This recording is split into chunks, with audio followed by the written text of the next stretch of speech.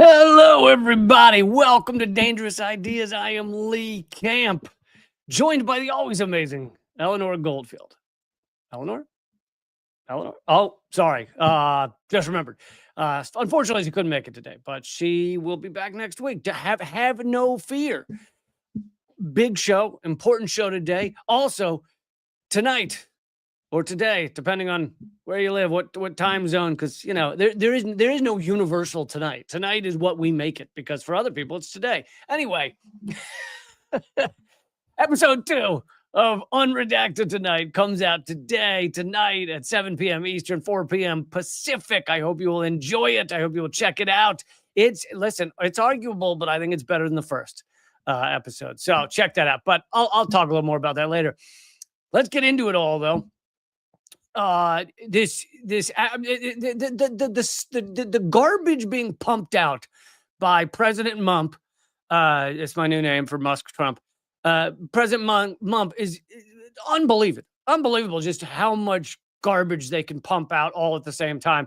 And yes, for those of you who are like new to my stuff, yeah, it's great that he's ending the proxy war in Ukraine. It does seem to be headed that way. Absolutely, that should happen. It should have happened, I don't know, before it ever started.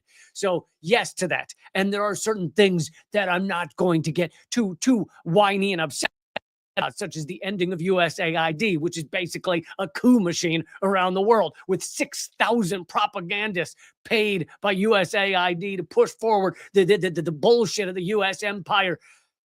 Excited to see those so-called journalists lose their job. However, most of what Trump and Musk are doing is just garbage. It's just garbage to further enrich the rich and to create ethnic cleansing in Gaza and to continue the ethnic cleansing in Gaza that the Biden administration oversaw and facilitated for over a year. And in that area, in that realm, the latest thing that President Mump has pumped out, the latest garbage, is this video that apparently Trump reposted it. So he didn't necessarily create it, but whatever. It doesn't really matter who. It's an AI video. It doesn't really matter who created it. I'm going to show it here, but I'm not going to play the stupid royalty-free music that's on it. So I'll just show the visuals. For those of you listening to the podcast, if you haven't seen this, you should check it out. It is a AI video of what. Oh wait, there goes the music. After I said I wouldn't. There we go. What's next in Gaza? And it shows them walking into like a Dubai level resort retreat. It shows an AI created Elon Musk that is like way younger and more fit than Elon Musk and appears to have real hair, et cetera, et cetera. It shows that. It then shows just like golden heads of Trump for some odd reason. It also hilariously shows like cross-dressing dancers or I don't know, trans dancers or whatever they're called, but which is very not, it doesn't seem to fit with Trump's brand. I think it's great, but it just doesn't seem like Trump. Anyway, but then it shows a golden Trump head on a balloon. Because that's what, that is actually, that part's true, is when people have been ethnically cleansed by a strong man of sorts, they always love him. They're always very excited that they have had their lives destroyed, their area where they live in the world completely razed and paved over and put expensive casinos in. They're always very excited about that. So they tend to walk around balloons of said strongman. That's very true. Then they show yachts and giant buildings and everything on the coast. And the assumption is that not only is this what Gaza could be turned into if you just get rid of all the surly Gazans, if you just get rid of 2 million people, then it would be awesome. This is so eugenics, so Nazi-ish, if not straight up Nazi, if not straight up Nazi, it's Nazi-ish. This idea that if you just get rid of mainly the non-white people, but we'll just say whatever group, fill in whatever group, then things would be great. This whole world would just be yachts and blue water. It would just be yachts and blue water if just we could get rid of fill in the blank, whichever group we're hating on, whichever group we're genociding, whichever group we're ethnically cleansing. And in this case, it's Gazans. Then all the blue water would come back. That's exactly what would happen. And it also, this video also works with under the assumption that like Gazans, Palestinians have just failed to make Gaza what it should be, which is an awesome beach resort.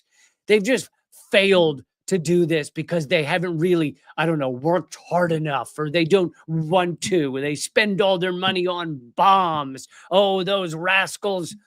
When in fact, if you know anything about Gaza and you know how it's worked since its inception as a refugee camp, Israel has control. So way before October 7th, forget about the past year, way before that, Israel has controlled everything that comes in and out of Gaza for the most part. Sure, some things can be smuggled in here or there, but you can't actually bring massive construction equipment in through smuggled tunnels. So Israel's controlled just about everything that goes in and out of Gaza, medical supplies, food, construction equipment, all of it. And that's why even in past bombings, when Israel would bomb Gaza, they can't really rebuild, or they can't rebuild easily because they don't have the supplies for doing that type of thing, because Israel controls all of that. So this idea that, oh, Gaza just failed to make this an awesome beach resort is just so pathetic and just straight up propaganda. And then it's just people dancing in money, because that's what happens after ethnic cleansing. It rains money. Did you know that? It rains money after ethnic cleansing. I don't know if you knew that. And by the way, the children they show dancing seem strikingly white. Isn't that fascinating? Isn't that fascinating that they all became white? Oh, there's Elon Musk eating again. For some odd reason, the young, actually fit Elon Musk just is always eating in this video. Then there's a golden statue of Donald Trump, because people just they love a genocide. Love the guy heading up the genocide. Then it says Trump Gaza. And then it's Elon Musk walking through rivers of money, which he actually could do that. And then, again, this seems a little out of Trump's normal branding. They show a remarkably accurate, overwhelmingly obese Donald Trump and Netanyahu lounging in beach chairs. So you know what? I'll bet you money this AI video was created by Elon Musk. because it shows all this horrific shit, but it's accurate body size of Donald Trump. Yet there's two versions of Elon Musk in this video, both of which are like 100 pounds lighter than Elon Musk is. Yeah. So that's the video. And of course, people are horrified by it. And there's just a few, there's not a lot to be said about it that hasn't been said in a lot of even mainstream media.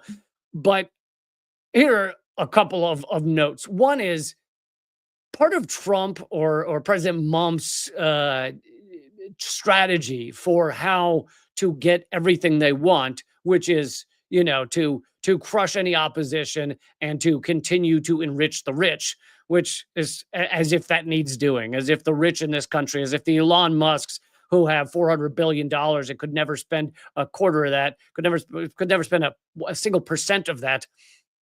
Like they need more money. They need more yachts. They need more planes. What is it Elon Musk doesn't have that he needs? And that's the definition of sociopathy, which is why I'm going to keep coming back to sociopath test.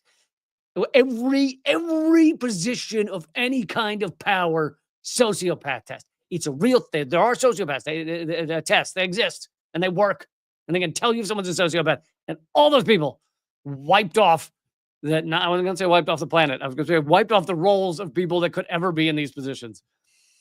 Thank you, 11th Hour, for supporting the show. Really appreciate that. Everybody, you can always support the show via Super Chat. Even if you're not watching this live, you can hit the thanks button, support it that way.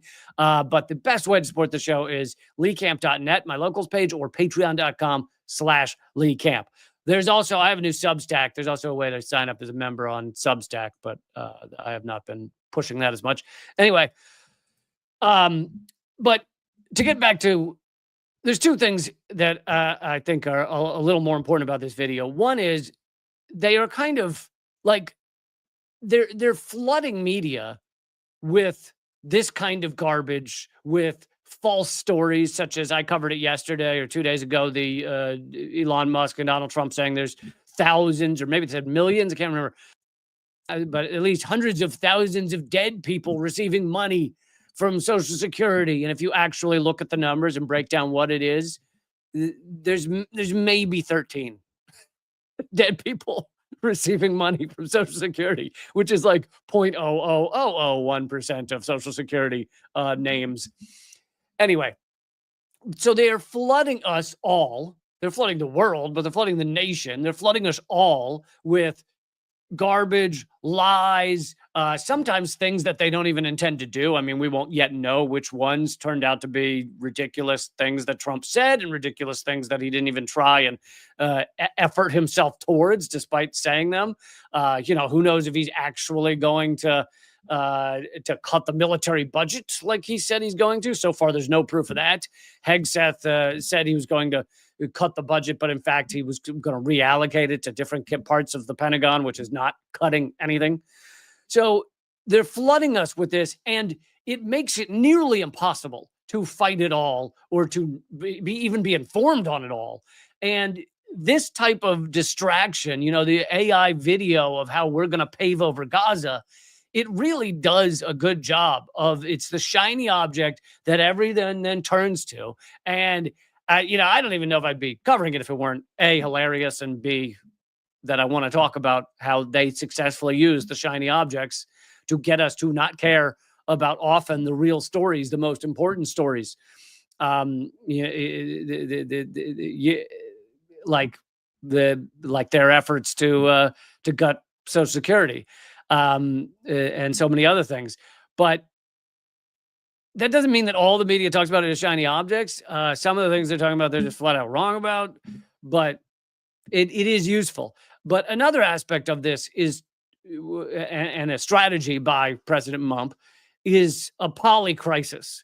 To also not just create so much information and disinformation that you don't know what's up from down, but to also just literally throw the country and the people into so many crises. I mean, we're in a lot of crises anyway, but to throw us into so many crises that, again, you don't know what to fight or where to direct your energy. And often people, when they're overwhelmed like that, when there's too much to deal with, how can I fight against Trump saying he's going to steal Greenland at the same time I'm fighting against Trump saying he wants to support the ethnic cleansing of Gaza, at the same time Trump saying he's going to deport everybody whose name isn't John Smith? It really is difficult. And that's part of the strategy. The strategy for getting us to give up and go home. A lot of people, what I was going to say a second ago, a lot of people tend to then revert back into just like, I want security for me and my family. And how do I get that? Well, the ruling elite will often tell you, you get that by hating immigrants. But point your finger at the immigrants and go get them. And then so a lot of people go, okay, it all comes back to the immigrants. Or you know what? If everything, I know it's overwhelming. It's a lot to handle. It's breaking us all down. It's just so much we're facing.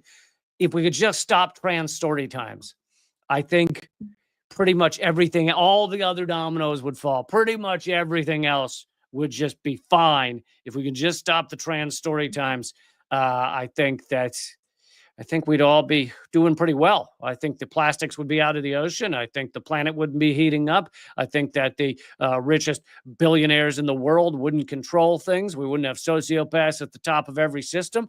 And it would all be fine if we just stop the trans story times.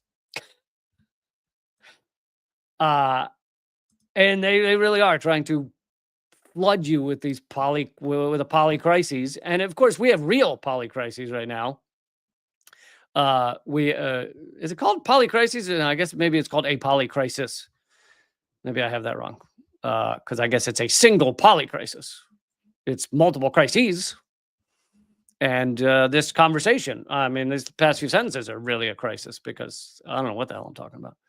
But we are in an age of transition, a massive age of transition.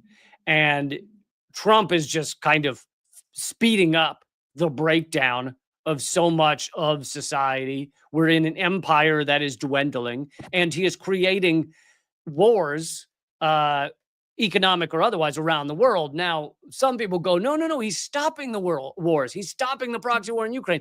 That is true, and I heavily support that. And I've talked about the proxy war in Ukraine endlessly. So I have made it clear I support ending the proxy war in Ukraine. But he is creating, whether they're hot wars or not, he is creating further wars, economic wars. He is speeding up the economic war with China. Joe Biden didn't back off that at all, right? If the Democrats were actually a different thing from Trump, then once Trump got out of office, Biden gets into office, you ease tensions with China. You get together with China. You say, we need to work as a team here, team humanity, right? But none of that happened under Biden. It just kept going down the road, and now Trump's speeding it up. Here's another battle he's creating with various nations because, they want to throw so much at you that you can't figure out how to fight it. Oh, yeah, and I should let you know that later in this episode, I'm going to bring the story of Max Blumenthal, founder and editor of The Gray Zone, was harassed and basically interrogated by Customs and Border Patrol when he arrived back at the airport, at Dulles Airport the other day. So we'll be discussing that in a few minutes as well. But here's another country they're going at. They've now re-upped the furious bullshit war against Cuba. Every year, just about every year, the UN has a vote on whether to end the blockade of Cuba, whether Cuba has done anything wrong to deserve to have a continued blockade of their country. And every year, the only two countries that vote to continue the blockade of Cuba, I believe it's the U.S. and Israel, are the two countries that vote to continue that. I think there was one year where they successfully pressured Ukraine to vote to continue the blockade of Cuba. But this is their latest thing. One of the things that Cuba is known for, and in a very positive light, and it's one of the only ways that they interact with countries around the world on a real regular basis, is these doctor exchanges where they send. Cuba has one of the best healthcare systems, better than the United States. They have, by the way, a longer life expectancy than the United States. This is a country that has a far smaller and struggling economy because we try and crush their economy, and yet longer life expectancy. What does that tell you? And so their doctors are excellent, and they go around the world to help countries that need doctors. Either they lack doctors, or they lack the know-how, or lack the education, whatever it is. And they've been doing this for years and years. And Marco Rubio has just put sanctions, or has announced sanctions, against Cuba's medical missions. The Trump administration is under fire this week for expanding a visa restriction policy that targets Cuba's medical missions around the globe. It says world. I just felt like globe sounded better. I don't know why. Which U.S. Secretary of State Marco Rubio described as forced labor. I'm sorry. I have a good time with it. It makes me chuckle their propaganda, because it's like they're like, how do we make doctors going to help really sick people sound bad? Well, one thing they've tried before is they've said these doctors don't actually help anyone, which if you actually talk to the countries that bring them over, utterly not true. So they're like, well, that kind of gets debunked fairly easily. You just go talk to the countries. So what else can we say about helping countries with doctors? It's forced labor. Yes. Have you noticed that Cuba's doctors always show up with chains around their wrists and ankles? It's so stupid. This expanded policy. Oh, this is Rubio speaking. He says, this expanded policy applies to current or former Cuban government officials and other individuals, including foreign government officials who are believed to be responsible for or involved in the Cuban labor export program. Cuban labor export program, particularly Cuba's overseas medical missions. Rubio said this policy also applies to the immediate family of such persons. Medea Benjamin, co-founder of the U.S.-based peace group Code Pink, and Medea Benjamin, been on the show many times, friend of mine, and the only time I've been to Cuba, I went for about a week with Medea Benjamin. So she leads, it was a while back, probably, I want to say 7-8 years ago. She leads trips to Cuba. She lived there for a while, way back. Maybe in the 80s or something. And she leads trips to Cuba so people can see it and experience it. And it was an amazing trip. And anyway, she's also the co-founder of Code Pink. But most importantly, friend of this show. That's the most important thing. She said, this is pure evil, punishing people who help provide health care to poor people around the world. Pure evil. That's what's written inside of Marco Rubio's underwear, isn't it? As Reuters reported Wednesday, even Reuters said this. And Reuters is like a pro-Western, often propaganda rag, but it depends. They have their days. Since its 1959 leftist revolution, Cuba has dispatched an army of whitecoats to disaster sites and disease outbreaks around the world in the name of solidarity. In the last decade, they have fought cholera in Haiti and Ebola in West Africa.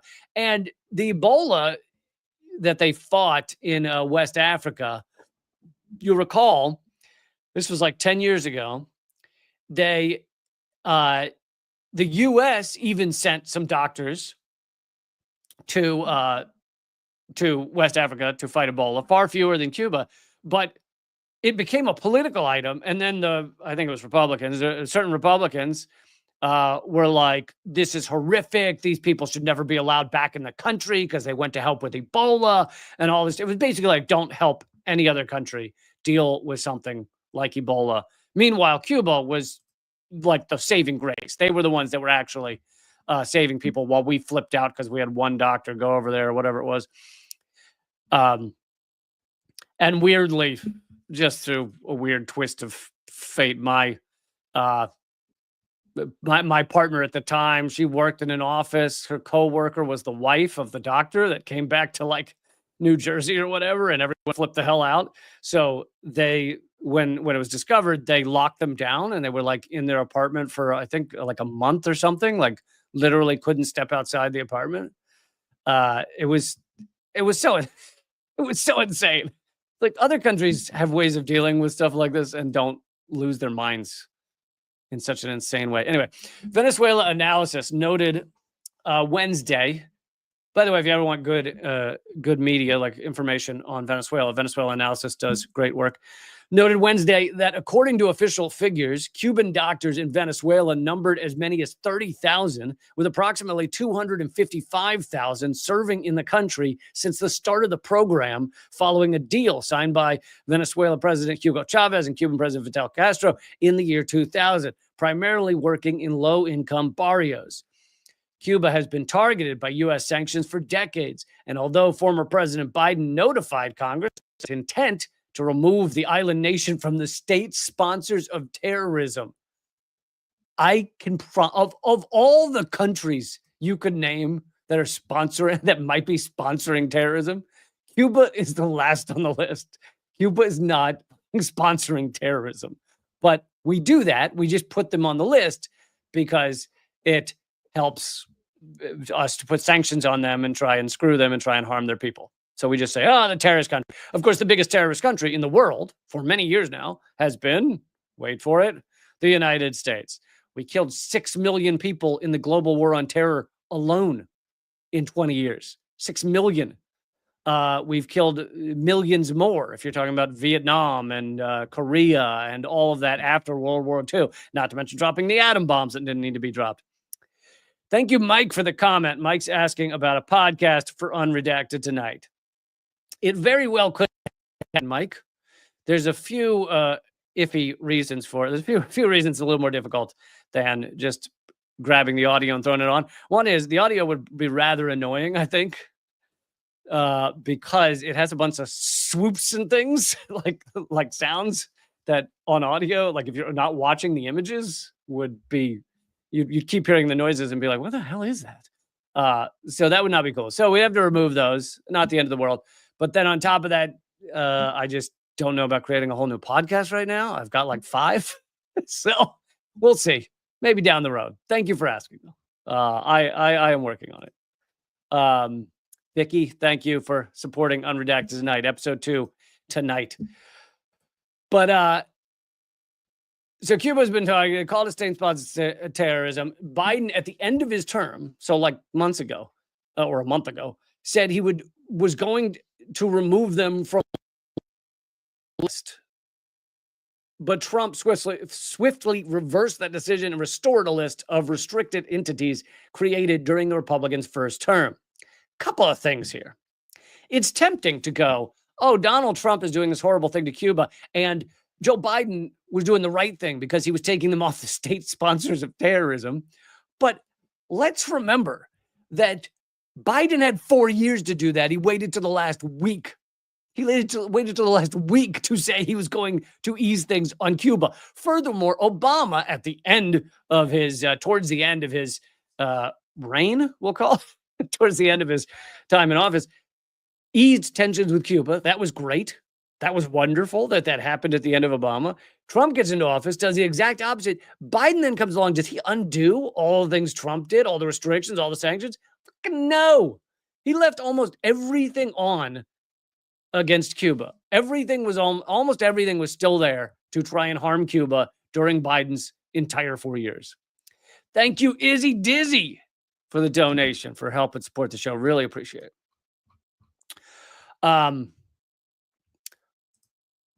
Okay, well, let me show. So this is the insanity going after Cuba, this wonderful island nation. And all this gets back to really just 2 things.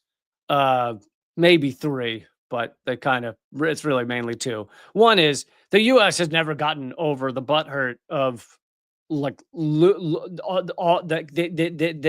yoke, the chains, the stranglehold the U.S. had on Cuba was so strong, and the revolution threw it off, and we've never gotten over that. We were like, Cuba's our island to exploit. How dare they have their own country?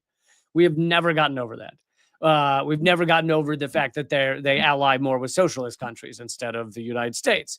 But also, it's the threat of the good example. You have a country where there's zero homelessness, even though they're not a rich country. You have a country where they have a longer life expectancy, even though they're not a rich country. You have a country where they have better medicine and hospitals, even though it's not a rich country. You have a country where most studies show that they're happier people than the United States, even though they're not a rich country. You have a country where housing, I said no homelessness, but housing's guaranteed. You have a country where university is guaranteed. You have a country where jobs are guaranteed. You're guaranteed employment. So, and the idea that we could do that is that could be something that happens in this world is the threat of the good example. You can't let people see that. Okay, so here is a protest in Cuba against these latest moves by Trump.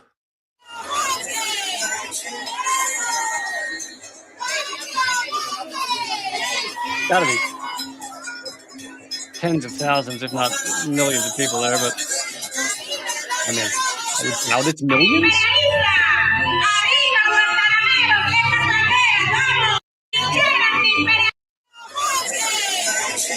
But definitely tens of thousands of people protesting these moves by Donald Trump.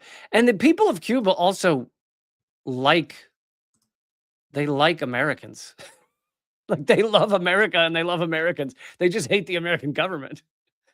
And it's like they most of them, and I'm speaking in generalities. There are some who hate their government, but in every country. But most of the people I saw and spoke with, they have learned why the US government is wrong and why the US government goes after Cuba, but they blame the government for that. They don't blame you and me. They like us. They like Americans. Most of them have cousins in America and family in America, and they just don't want to be controlled by the United States. Shocking. Shocking, I know.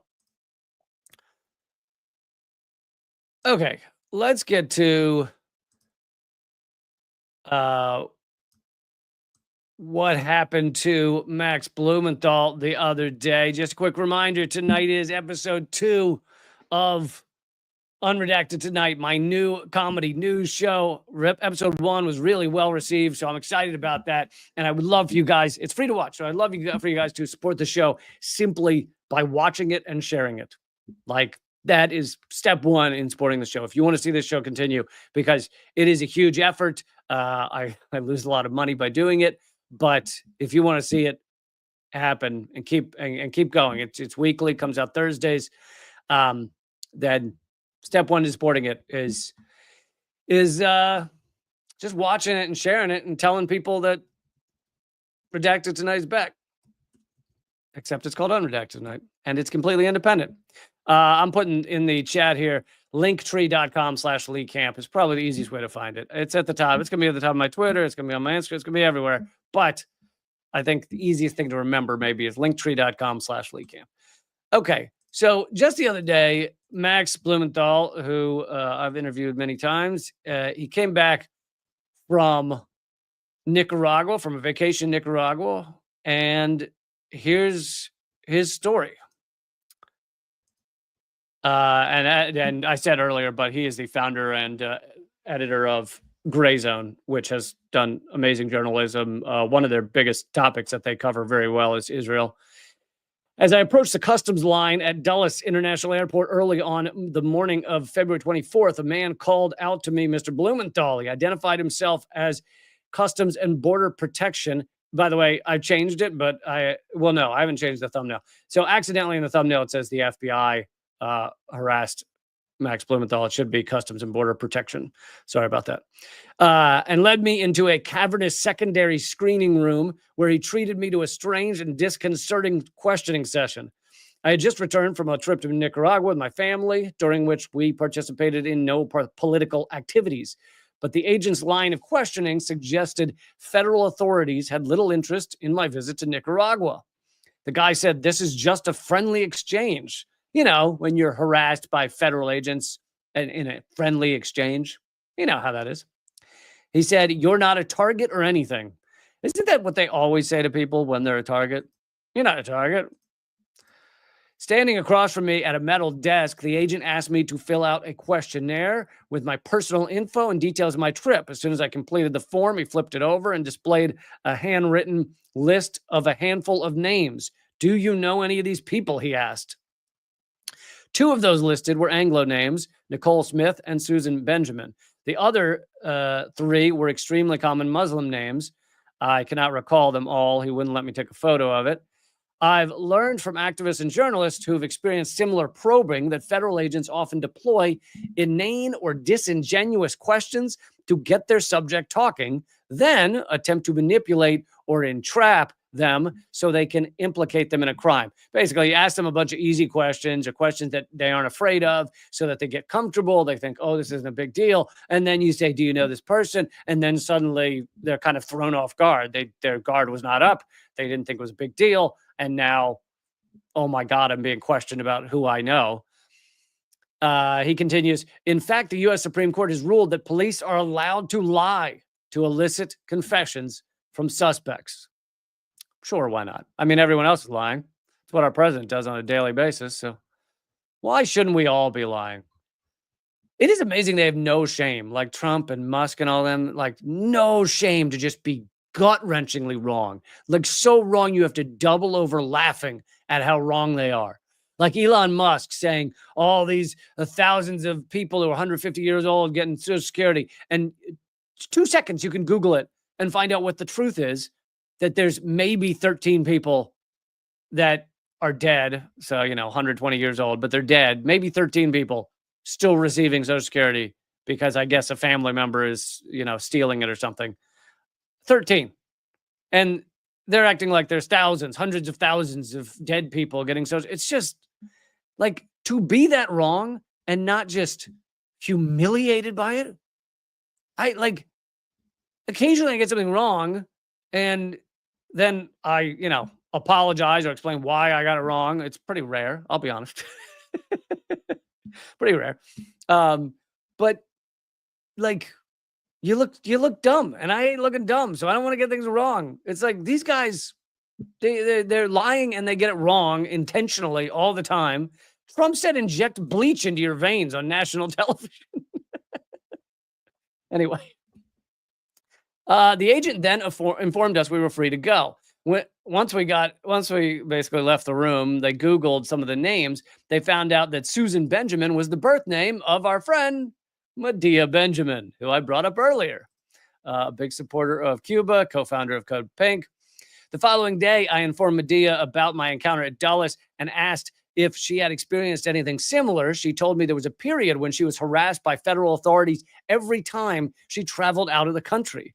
The FBI once dispatched an officer to meet her at the airport upon a return from a trip and called her on several occasions in an unsuccessful attempt to solicit a meeting. She said the harassment stopped after she filed a series of complaints, but my experience has led her to believe it will begin again. The interaction felt like an act of political harassment. And yeah, I mean, that's what this is.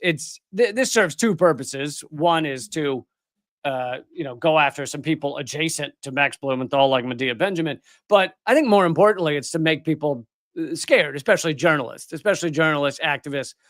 Like, they don't need to arrest you to put it in your head that you could be arrested. They don't need to separate you from your family to put it in your head that you could be separated from your family. So Max, who has founded and runs a successful journalism outlet called The Gray Zone, he now has to think about the fact like, oh, every time I fly, I might be arrested. Maybe I'll just be arrested for 10 hours. Maybe I'll be arrested for years. Who knows? Who knows what this country's about now? And of course, many other Gray Zone writers and contributors have been arrested and harassed. And I'll get to that. He gets to that in the article in a minute. This harassment seemed to signal an escalation against journalists and activists who've expressed anti-war, anti-Zionist views. I can only speculate on what the Fed's ultimate objective was. However, I know of several anti-war activists who have had FBI agents appear at their doors over the past several months asking questions about Iran and individuals with Muslim or Arab names. Journalists like Ali Amunima, Asa Winnstaley, and Richard Medhurst, and I covered all of those when they happened. Ali Amunima and Asa Winnstaley both work, and Ali is one of the creators of Electronic Intifada. I've also had Ali Amunima on Redacted Tonight, I believe. And Richard Medhurst, who, of course, I've interviewed many times. Richard Medhurst has been arrested twice. One time in Britain, he was held for 24 hours. The latest time he was had his whole place turned upside down by Austrian authorities for covering Gaza, for being a journalist about Gaza and about the genocide that's happening there. They've been subjected to police raids, imprisonment, and even criminal prosecution for the opinions they've expressed on Israel-Palestine. My colleague at the Gray Zone, Kit Clarenberg, was detained by British counter-terror cops and grilled for hours about his journalism on London's machinations in Ukraine and beyond. Another one of our contributors, Jeremy Lafredo, spent several days in an Israeli prison and was ordered to self-deport after authorities falsely accused him of assisting an enemy during wartime. Jeremy Lafredo, I covered that when it happened as well. They were threatening him with life in prison for doing journalism in Israel, basically where he just covered that Iran had missiles had landed in, I think, Tel Aviv. And basically for covering that, which, by the way, NPR also covered, for covering that, they arrested him and said they might pursue life in prison in Israel. Apparently, I didn't know him well, but apparently I also worked I was at RT America at the same time as Jeremy Lafredo. I do recognize him and remember him, but I didn't know him very well. Anyway, that's what happened to Max, and seems to be happening to every member of the Gray Zone. And by the way, if you want to be kept up to date on Gray Zone articles, we often have them on radindymedia.com, which is our news site that Eleanor and I created, completely free, radindymedia.com. But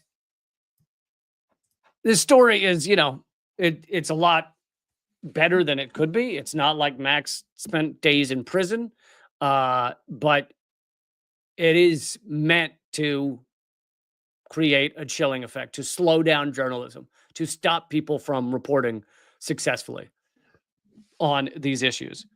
Weirdly, they go after each of us in different ways. I have not been attacked in the way that any of those Gray Zone journalists have, because I'm not a journalist in the sense of what they call original reporting, right? I'm reporting on the reports.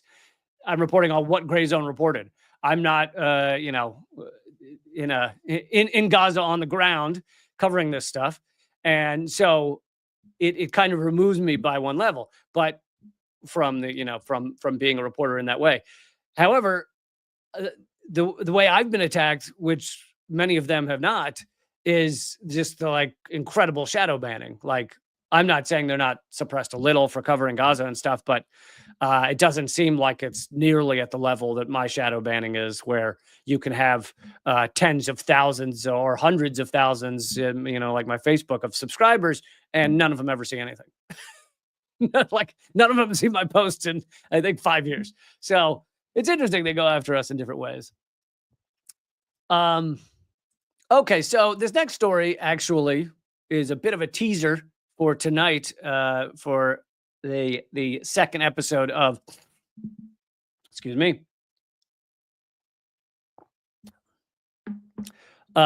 second episode of Unredacted Tonight. In this second episode of Unredacted Tonight, I cover China, how it is that China's beating the United States, but I also cover the Israel and the Hannibal Directive and many other things. And I think you'll really love the episode, but I'm not going to be able to get this into the show tonight because it just came out today. However, here is more evidence of the Hannibal Directive. And if you want the full breadth of all of the information that proves that Israel murdered hundreds of their own citizens, hundreds of Israelis on October 7th, then watch Unredacted tonight at 7 p.m. Eastern. But here is an article that just came out today, further proving this. This is from the Jerusalem Post. And I think it's important that, the Jerusalem Post is an Israeli outlet that is very pro-Israel. Very pro-Israel. And yet, Israeli media has largely admitted the Hannibal Directive, whereas the U.S. acts like it doesn't exist and never admits that the Hannibal Directive has happened. For those of you who don't know, I think most of you do, the Hannibal Directive is when Israel, the IDF, decides just kill everyone. Because it's better for us if everyone dies than if we have some hostages taken. And so they put out a directive to just slaughter everyone. Hostages, hostage takers, Hamas, Palestinians, Israelis, children, older people, didn't matter. Everyone. Just kill them all. And that order was sent out on October 7th. And you might think that Israel would never admit it, but you have some internal people. Yoav Gallant admitted it the other day. I covered that, the former defense minister. But here's the Jerusalem Post, a pro-Israel outlet, saying IDF carried out Hannibal Directive. This came out today, this article. The Israeli Air Force was carrying out a new Sword of Damocles operation, that's the code name, as it was carrying out the Hannibal Directive, the IDF's probes found. And interestingly, in this article, they don't spend a lot of time on the Hannibal Directive. It's just kind of assumed now, because it has been covered many times, that it happened, that Israel killed a lot of their own people. Who knows how many? Hundreds? 1,000? But they say the Air Force was carrying out the Sword of Damocles operation, a code name only being revealed on Thursday for the first time, to attack many Hamas commanders and their headquarters at about 10:30 a.m. on October 7th, just as it was also carrying out the Hannibal directive of gunning down, quote, anything that moved around the Israel-Gaza border. And what was happening near the Israel-Gaza border? The Nova Music Festival. And there was a call out to the IDF to kill anything that moved. Does that sound like the kind of thing you're getting from your mainstream media? And most of this article, I don't even find it that interesting, but a lot of it's basically saying the Air Force had their hands full because they were also attacking Hamas commanders. Okay, I think that's kind of the not real big news here. The big news is they were murdering tons of Israelis. The Air Force would carry out ultimately around 945 attacks with helicopters firing 11,000 rounds. So here they are admitting it again. And this is the type of stuff where when I cover it and when so many others cover it, we're called lunatics. We're called the conspiracy theorists. And you have just about every mainstream outlet, CNN, MSNBC, NBC, ABC, CBS, Fox News, News Nation, all of them saying Hamas killed 1,200 people, 1,200 Israelis on October 7th. And yet we have articles like this one in pro-Israel rags admitting Israel killed a lot of Israelis on October 7th. That is included in that 1,200 number. So when you hear Hamas killed 1,200 people, it is provably, absolutely false. We don't know how many Hamas did kill. We will never figure out that number. But the 1,200 includes every Israeli the IDF killed. So for a lot more on that, also comedy. Check out Unredacted tonight at 7 p.m. Eastern, 4 p.m. Pacific. That's when it premieres. You can watch it anytime after. It's free to watch. And if you can't find the link and you're wondering where to go, linktree.com/LeeCamp is the top one there, top link there.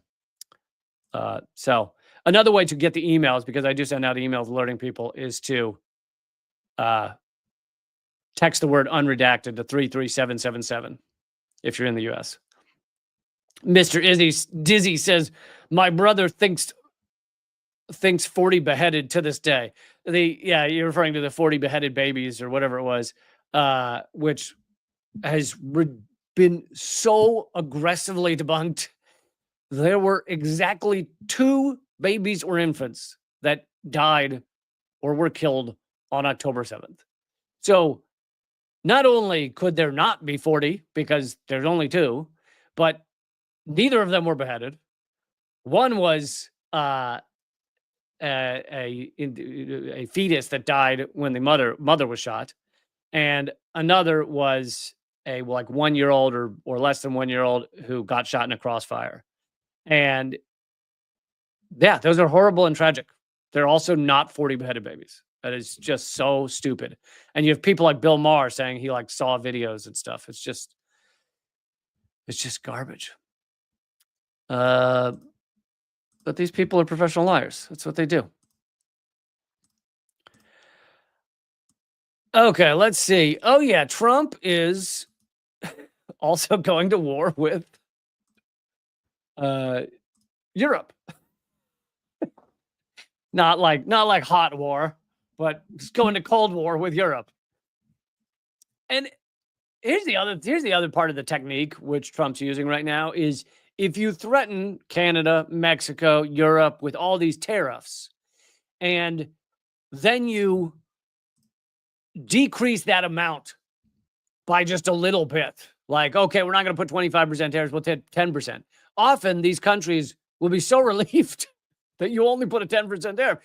You also can get a lot of other things from them by threatening them with tariffs. Now, Trump got concessions from Mexico and Canada to delay the tariffs. However, he's now going forward with them anyway. So it's not like Canada and Mexico got much out of bending over backwards for Trump. Anyway, Trump to impose 25% tariffs on the EU says it was formed to screw the United States And by the way, this all just reeks of a waning empire, a collapsing empire. We are just, these people want to maintain their control of the globe, their hegemony. They're losing it. They're losing it every day by day. And their response is to go after everyone, is to try and just steal money from everyone, make life and the world difficult for everyone so that the U.S. can maintain hegemony. And it's not going to work. You're losing, you idiots. Trump says, we have made a decision and we'll be announcing it very soon. Trump said the tariffs would apply to all things but certain car imports specifically. Let's be honest. The European Union was formed in order to screw the United States, Trump said. That's the purpose of it. The EU predecessor organizations were launched in the wake of World War II to ensure peaceful cooperation on the continent. Their gradual economic integration has included the development of the widely shared currency, the euro, and free movement across many national borders. And I think largely the EU has served the purpose of allowing cooperation between many of those countries so that they're not at each other's throats. But the creation of the euro was at least partially done in order to take economic policy out of the individual states' hands. Like, Greece does not have full control of their economic policy because they're using a currency that is connected to all of the rest of the EU. And when you do that, often it means that whatever government gets elected and put into power there, they often cannot change economic policy to help their people. Instead, they've got to pay all this egregious debt, and it just screws people. Forced austerity. I mean, Greece has seen forced austerity on their people in a large way. And the euro was partially created to take economic policy out of the hands, like basically keep it in the hands of the bankers and take it out of the hands of individual nations. And it's worked. But that's not, of course, that doesn't concern Trump. Trump doesn't care about that. Asked about possible retaliatory taxes by the EU, which now consists of 27 member countries, Trump said simply, they can try, but they can't. Oh, I think they can. Trump has delayed a 25% tariff he was set to impose on imports from Canada and Mexico. Trump said Wednesday that the tariffs would go into effect April 2nd. He's also imposed 10% tariffs on Chinese imports. All three countries have vowed retaliatory tariffs. The U.S. goods trade deficit with the European Union was $235 billion in 2024, a 13% increase over 2023. The Tax Foundation, a think tank in D.C., estimates that the imposed tariffs on China would reduce long-run GDP by 0.1%, and the proposed tariffs on Canada and Mexico by 0.3%, without taking into account retaliatory taxes by the countries. Economists say the sudden increase in costs for imported products would reignite inflation, which Trump campaigned on eliminating. But more importantly than reigniting inflation, these costs are all going to be largely passed on to the consumer, largely passed on to all of us. The rich are not going to be too impacted by them, but for average people, it's going to be really painful. But Trump doesn't care. They want hegemony. They want control of this globe. And that's what it comes down to for them, is just trying to have control of these nations. I mean, the proxy war in Ukraine, part of the reason for it was to separate Russia from Europe, thereby making Europe rely even more heavily on the United States. And it worked. That part of it worked. A lot of the proxy war has not worked, but that part of it worked. Separating Europe from Russia economically. Totally worked. And now most of Europe is just bending over for the United States, which is really sad to see.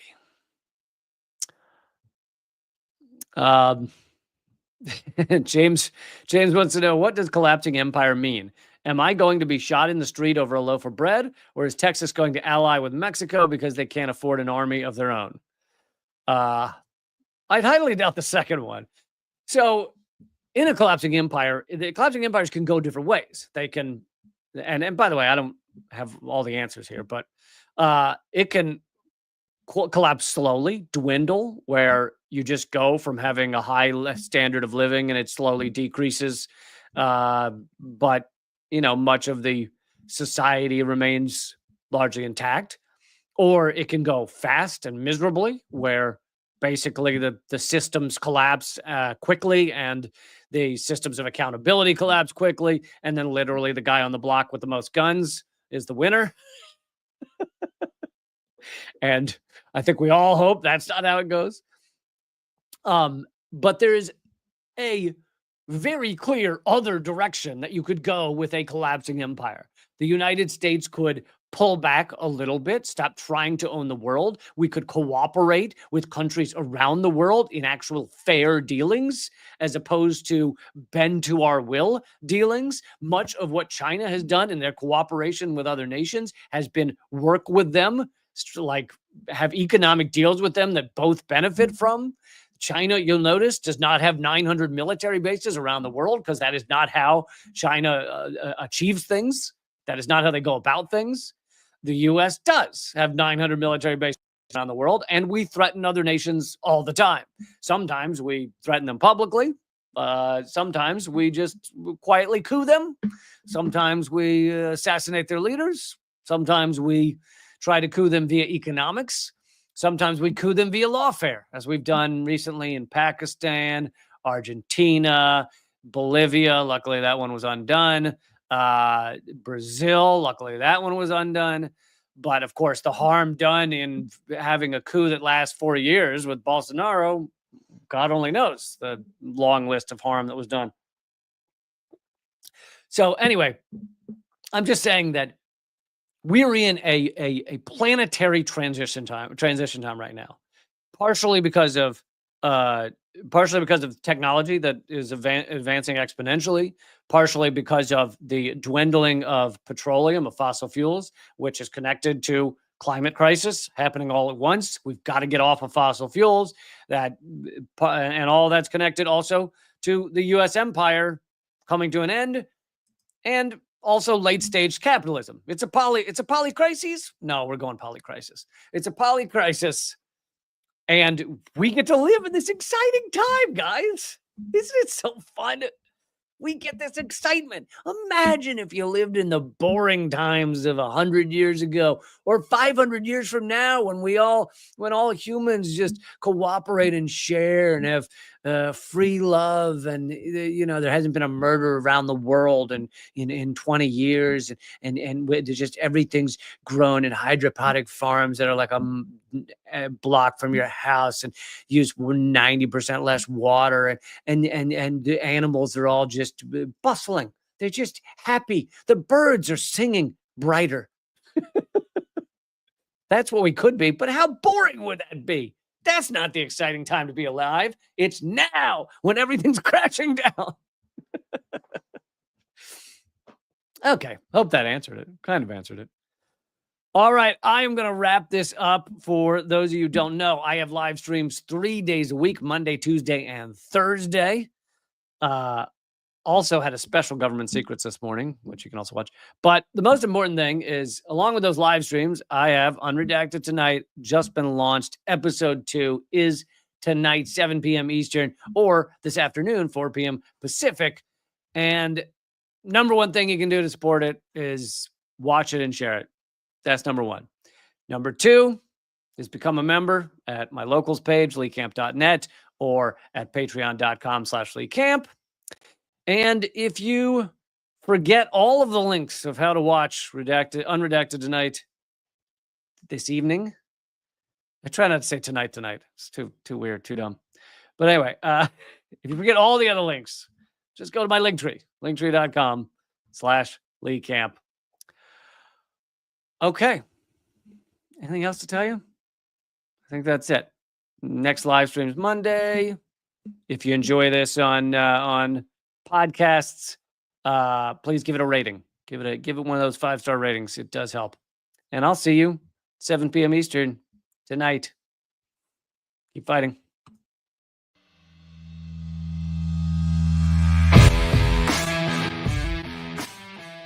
Well, brother, I salute you, though, man. You're one of the few that bring together this tremendous artistic talent and still be in such deep solidarity with oppressed people. It's an honor to be here because I'll tell you, Lee, you have one of the funniest shows on television, bar none. It's an enormous pleasure to be here. While I was waiting, I was leafing through your wonderful book. Same to you. I love your show. I'd be happy to come back anytime. Lee, this is one of the great honors of my long career, just to be in the same earth with you. I'm sure. We're just so blinded. We have so many blinders on because our society doesn't want us to know things. And so it takes shows like your show, and it is clearly designed to eradicate. Hey, good to see you. Hey, Jill, how are you? Julian, thanks for joining me. Honor to have you, brother. Consumerism is a theory that people should behave this way to help each other. It's not. Mr. George Galloway, thank you so much for joining me in these dark times. Always a pleasure, my friend. Thank you so much, Lee, for having me on. Keep fighting. Ha ha.